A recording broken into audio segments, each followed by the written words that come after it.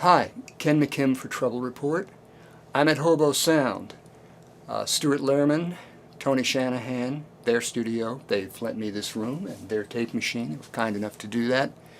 We're going to talk about tape machine alignment.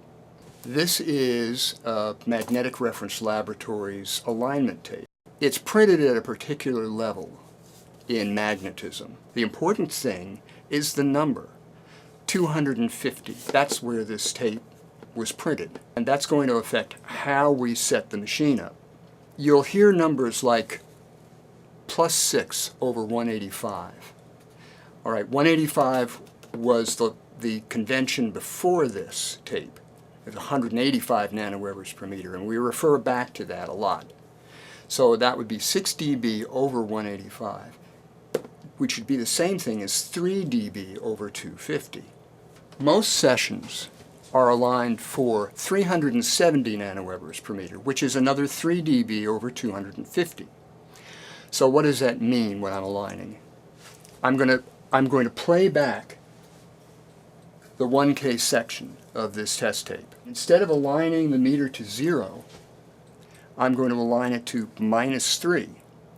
Because if I had a 370 nanoweber test tape, which nobody does, and I put it on here and I aligned everything to 0, and then I put this tape that's recorded at 250 nanowebers per meter, it would play back 3 dB down. We're going to set this up -3 VU. We're going to do that with every channel. At this point, the mode that we're in is reproduce. And all of that refers to these heads. This is the repro head. This is the record head, which also doubles as the sync head. This is the erase head. So we're aligning the reproduce head to play back through these channels at -3. I like to switch to sync and do the same thing.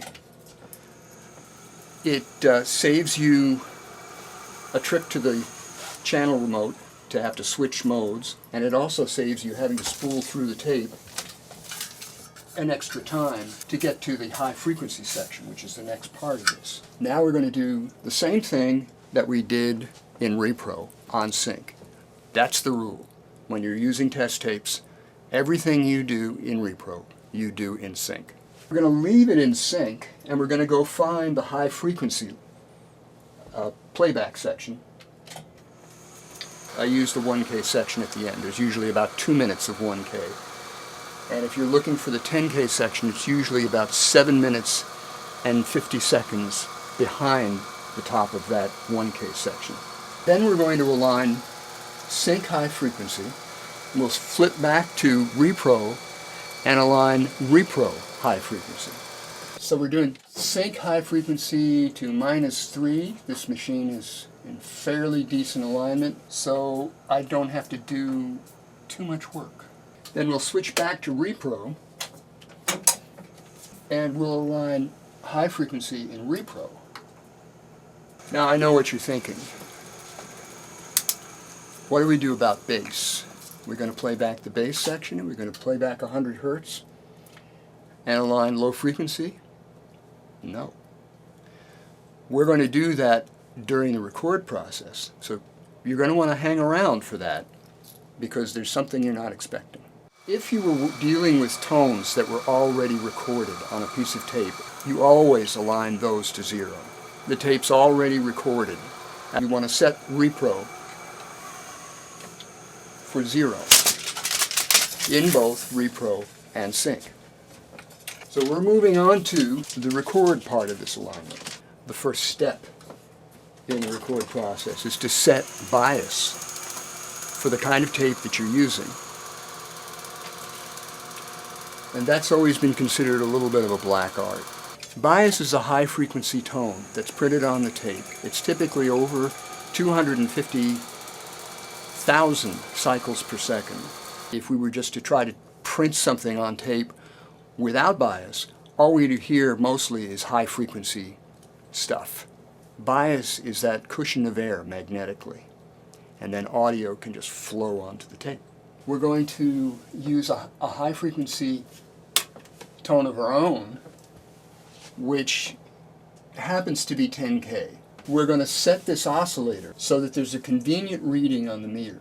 The reading isn't all that important. We're just going to set it down a bit so that when we record and adjust the bias, we've got room to see this needle swing comfortably. We want to be in repro, play and record. Here's the mysterious part. We are going to reduce, that's turn counterclockwise, the bias. We see the needle rise as we reduce the bias. That means high frequency response is increasing as we reduce bias. And then at some point, as we reduce bias, it'll start to decrease. Well, there's a peak there then. There's the peak. Looks like about a half dB above zero. So we're going to now turn this clockwise. We're increasing the bias till it's about a quarter below. It's like minus 1.25. And then we'll do that with every channel. 1.75 over bias at 10K. We're going to set the oscillator for 1K at 0.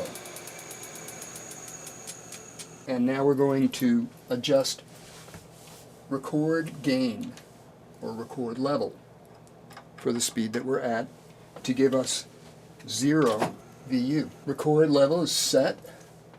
Now we'll move on to 10K and we're going to set record high frequency response. We're at that point in the alignment where we get to do bass. I don't know of any tape machines that have a low frequency record adjustment. You just have to print tones on this machine and adjust the repro equalizer so that bass looks correct, plays back at 0. And we're going to do 50 Hertz and 100 Hertz. And then, and here's the reason that you hung around, here's the surprise, you use 50 Hertz to adjust the low frequencies, not 100 Hertz. It's absolutely essential that you include both because there's a reality of recording called head bumps that become obvious down at the very low frequencies where you've got a flat response coming downward and then when it hits around maybe 150 Hertz it starts to swing. We're going to check the difference between 100 Hertz and 50 Hertz. Let's say that difference is 1 dB. We're going to split the difference and we're going to put 1 below and 1 above 0. I'm going to leave this at 50 Hertz. I'm going to set 50 Hertz right at 0 for a few of these, just so that we can really see what the difference is between 100 Hertz and 50 Hertz. We're going to move 50 Hertz to about 3/4 of a dB down, and that should split it evenly across 0. I'm using the low frequency repro equalizer adjust.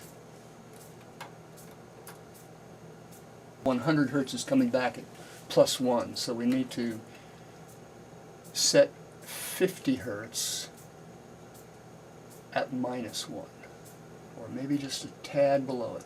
This technique of aligning low end gives you the smoothest possible frequency response, and that is the whole point of doing a tape machine alignment, is to get from taking the very highest frequencies that the machine is capable of reproducing down to the lowest frequencies and smoothing out that response. And the last thing we have to do is to align the low frequencies in sync.